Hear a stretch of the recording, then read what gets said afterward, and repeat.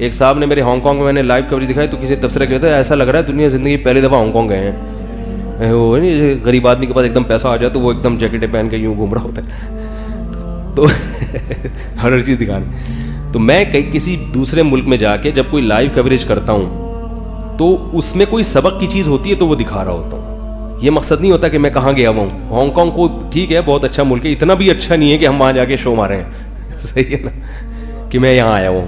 और शो मारने के लिए इतना काफ़ी है कि आदमी वो फेसबुक पे डाल दे, तो शो मारने के लिए नहीं है। नीयतों पे डाका मत डाला करो। तो कोई, और ये मुझे तजर्बा हुआ तुर्की जाके। तुर्की में जब हमने लाइव कवरेज की, वहाँ के तारीखी मकामात दिखाए तो बड़ा लोगों ने बहुत ज़्यादा उसको, अब तक लोग कह रहे हैं बहुत फ़ायदा हुआ था, तारीखी चीज़ें पता चल गई। तो अब कहीं सफ़र होता है तो मैं कोशिश करता हूँ भाई कहीं कोई इबरत, जैसे हांगकांग में इस्लाम कितनी तेज़ी से फैल रहा है, जहाँ भी मुझे इस किस्म की कोई चीज़ मिली तो मैंने वो फ़ौरन लाइव दिखा दी कि लोगों के हौसले क्या हों, बुलंद हो कि यार ये सफाई सुथराई बेइंतहा है वहाँ पे। तो मैं वो समंदर के किनारे बैठा हुआ था, पत्थरों में मैंने दिखाया कि यार एक टॉफ़ी का पन्नी नज़र नहीं आ रही यहाँ, साहिल समंदर जो है ही तफरीही मकामात। तो हमारे यहाँ भी क्या हालात हैं, आप जाके देखो साहिल समंदर। साहिल समंदर पे लड़कियां देखने नहीं गया था मैं अल्हम्दुलिल्लाह, और जिस वक्त पे गया वहां पर खवातीन भी उस वक्त कोई भी नहीं था। और अगर फिर भी कोई आ गया तो भाई मेरा अल्लाह ने मर्द को ये थोड़ी कहा है कि कहीं भी ना, औरतें तो हर जगह ही है ना। हाँ, आप अगर तारिक रोड शॉपिंग करने के लिए जा रहे हो या लड़कियों को देखने के लिए जा रहे हो, या आपके दिल का हाल अल्लाह ही जानता है। अब कोई भी तारिक रोड पे घूम रहा है, आपको यहाँ क्यों घूम रहे हो मौलवी साहब, यहाँ डिफेंस में की लड़कियों को देखने के लिए आए हो, तो भाई हो सकता है बाकी लड़कियां देखने के लिए आया हो कोई, लेकिन ये भी मुमकिन है कि वो उस लड़कियों के अलावा भी बहुत कुछ है वहां पे ना। तो तफरीही मकामात दुनिया में जहां भी आप जाओगे कुछ ना कुछ, तो जब तक इस्लामी हुकूमत नहीं आती या तो फिर घर में हाथ बंद करके बैठ जाओ। और सफर से इंसान का ज़र्फ बढ़ता है, उसे नॉलेज होती है, दुनिया की मालूमात पता चलती हैं। और वैसे भी मेरे भाई, अगर खुदा न ख्वास्ता कोई साहिल समंदर पे लड़कियां ही देखने के लिए जा रहा है तो फिर मौलवी साहब के साथ थोड़ी जाएगा वो, और लाइव कवरेज थोड़ी, वो तो छप्पड़ में जाएगा और पतली गली से निकलेगा। वो चाहेगा किसी को पता ही ना चले, वो अनाउंस थोड़ी करेगा, वो लाइव कवरेज थोड़ी देगा ठीक। तो वही बात है कि मुस्बत सोचोगे तो इंशाअल्लाह फायदा होगा, नेगेटिव की कोई इंतहा नहीं है।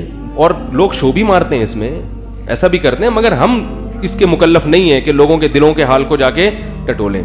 तो वो तफरीही मकामात में जो फ़ायदे की चीज़ होती है, ये कोई हांगकांग की सफाई बेइंतहा, मैं कह रहा था यार हमारी कौम भी काश इसी तरफ आ जाए। मैंने एयरपोर्ट से पे जाते हुए एक मंजर देखा कि फुटपाथ पे एक कुत्ते ने पोटी कर दी।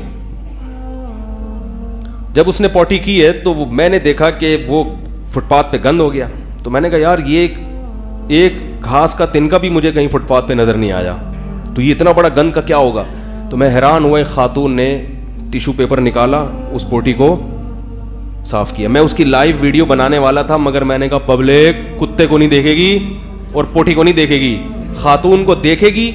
और देख तो वैसे ही रहे हैं, यानी जानकर नहीं, बाजारों में नजर पड़ रही है, कब कोई नेट पर प्रोग्राम देखते हैं कोई ना कोई तस्वीर आई जाती है, उस पर कुछ नहीं होगा। मेरे खिलाफ एक क्लिप आएगा, इसने हांगकांग की औरत हमें दिखाई,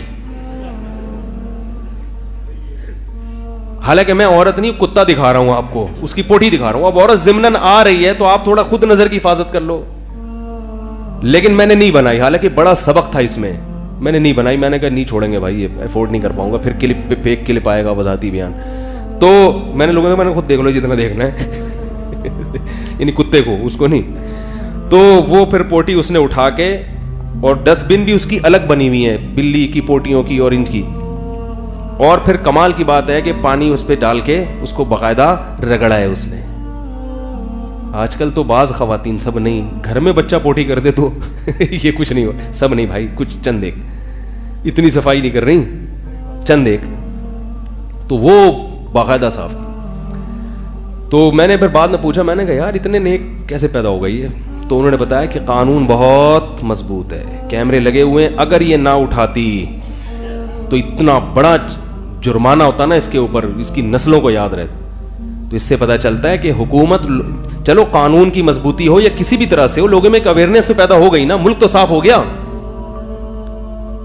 हमारे यहाँ जो तालिब इल्म तकबीर उला जिसकी फौत होती थी, जामिया में कानून था वो 5 रुपये सदका करेगा या 10 रुपये, और वो सदका फिर गरीबों पे ही खर्च किया जाता था उसकी इजाज़त, तो उससे तकबीर उला से किसी की नमाज नहीं छूटती थी। तो हमारे एक उस्ताद ने बताया देखो हमारे यहाँ सब तकबीर उला से नमाज पढ़ते हैं। उन्होंने कहा ये तो पैसों की जुर्माना लग रहा है ना इसलिए। तो उन्होंने कहा भाई कुछ भी लग रहा है लेकिन नमाज तो हो रही है ना, तो ये भी तो एक मुस्बत चीज़ है। चलो सज़ा के ज़रिए या किसी भी तरीके से सबको नमाज पे तो ले आए, फिर वो पैसे वापस तलबा को ही दे दिए जाते थे।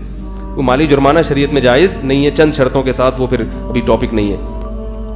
तो इसी तरह कानून मजबूत करके या किसी भी तरीके से मुल्क तो साफ कर दिया ना, तो हम भी तो इंसान हैं, हम ऐसा कानून क्यों नहीं बनाते, हम क्यों मजबूत नहीं करते, हम क्यों अपनी आगे औलाद को तरबियत नहीं देते। हमारे तो मजहब में सफाई क्या है, निस्फ ईमान है। तो कोई भी ऐसी तहरीक चला करे सफाई की, हुकूमत चला रही हो, कोई भी चला रहा हो, महल्ले वाले उसमें बढ़ चढ़ के हिस्सा लिया करें।